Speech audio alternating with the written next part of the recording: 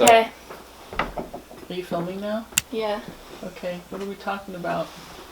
We're celebrating that I finished my rough cut of You You did? People. What's a rough cut? A rough cut is the first version of the final film. I had the idea to make my first feature film 3 days before my 17th birthday.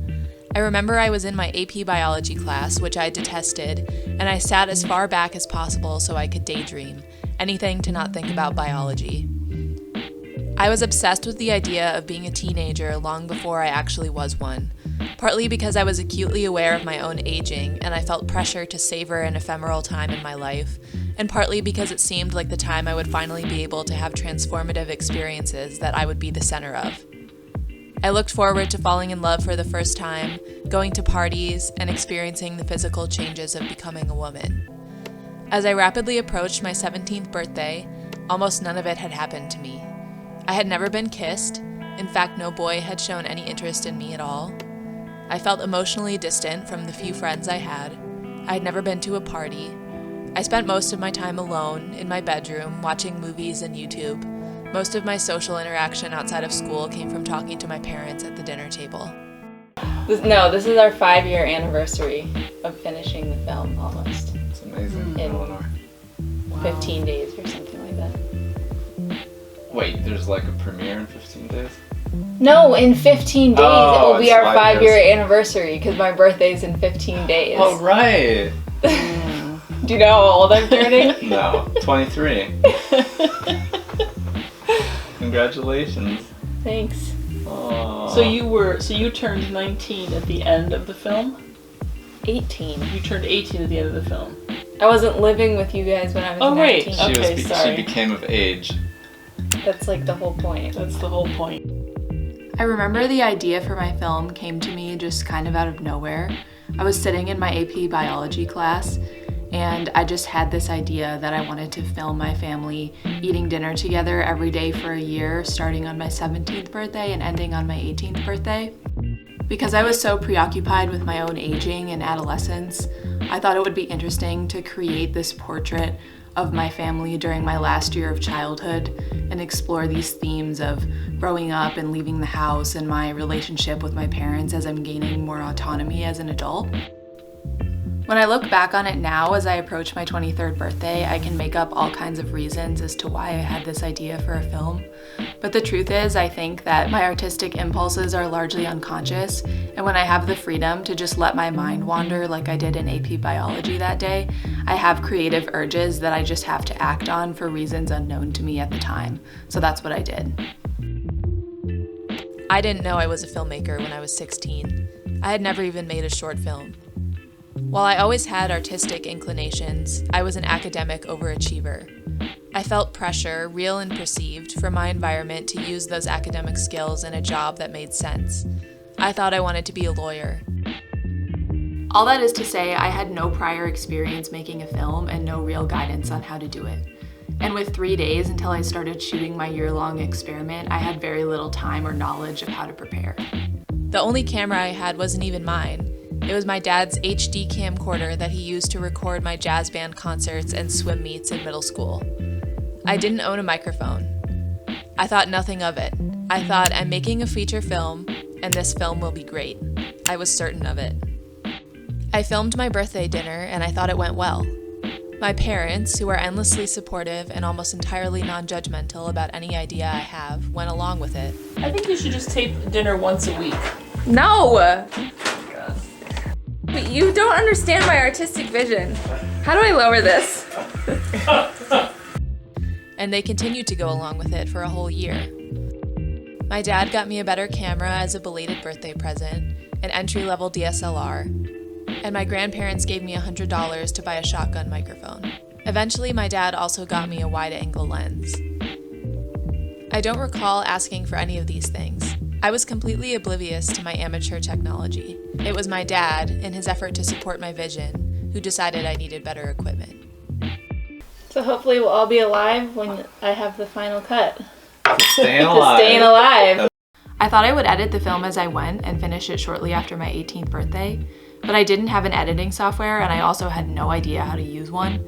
And even more so, the idea of editing 86 hours of footage into a 2-hour movie was so daunting to me that I didn't even try.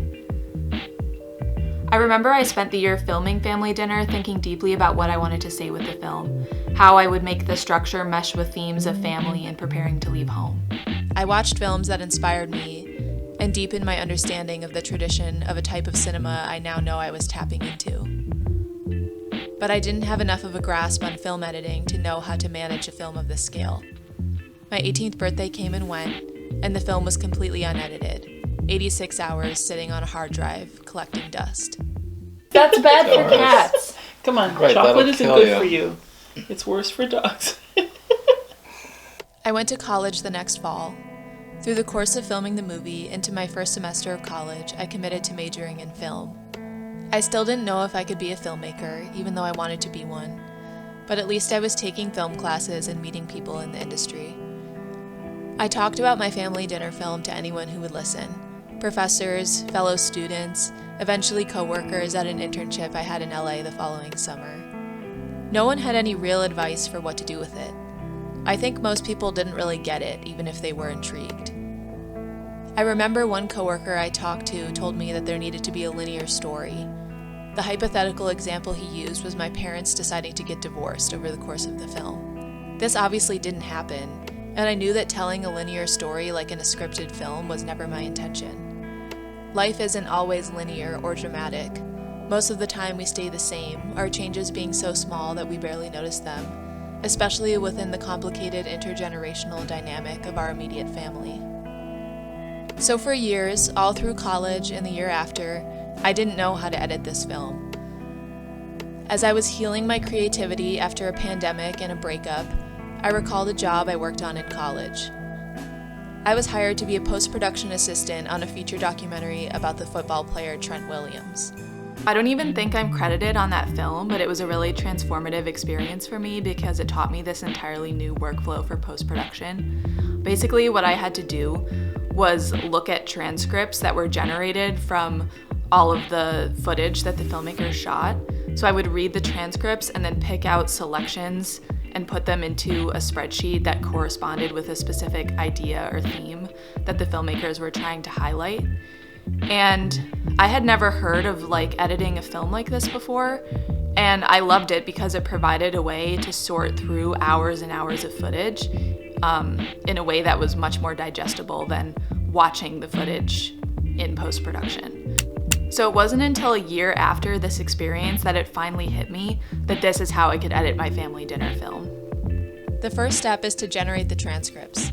I planned on using the same transcription software I used on that film I worked on in college until I found out it cost 25 cents a minute. Given that I have 5,198 minutes of footage, that would cost me $1,299.50.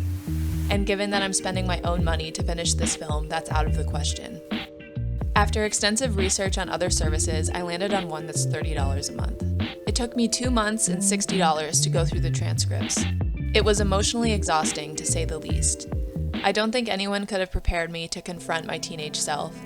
It was devastating to me, now at 23, to see how much I got in my own way at 17. I had forgotten that I didn't even consider the idea of going to film school, on the surface because I didn't think it was logical, but deep down because I didn't believe I could make something out of it.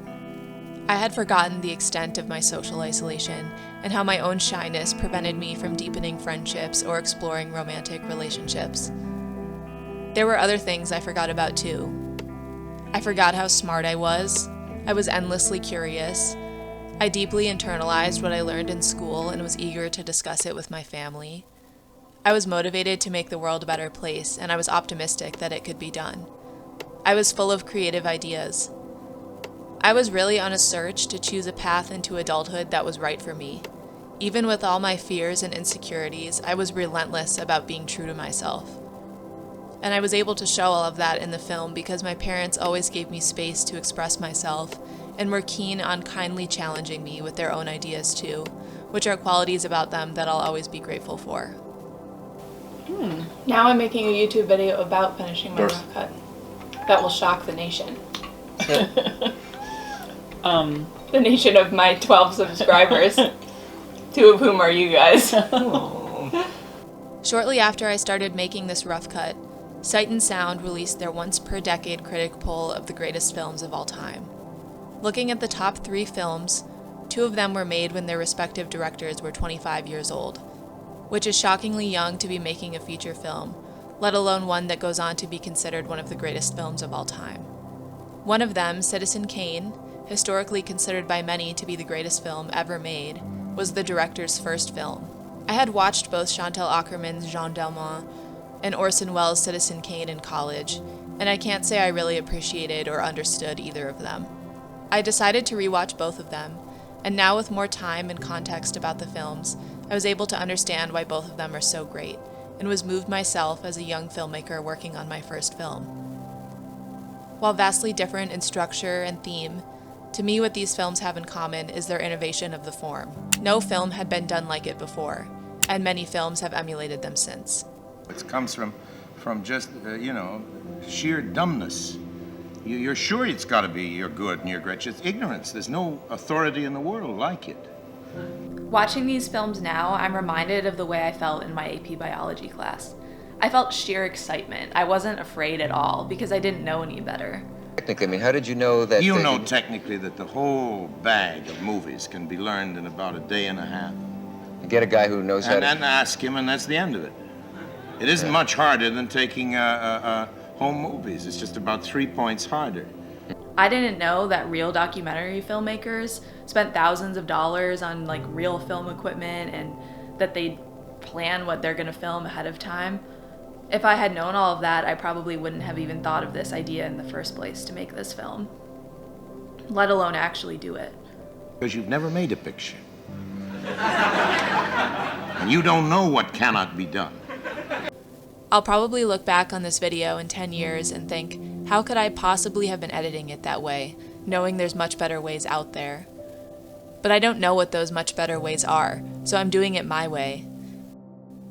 It's because of my inexperience, not in spite of it, that Family Dinner will be a compelling film, and I can't wait to finish it. I subscribed 8 times using an alias, so... I did that with my aliases. No, I didn't. I'm just kidding. 2 of my subscribers are you guys. One is Xander.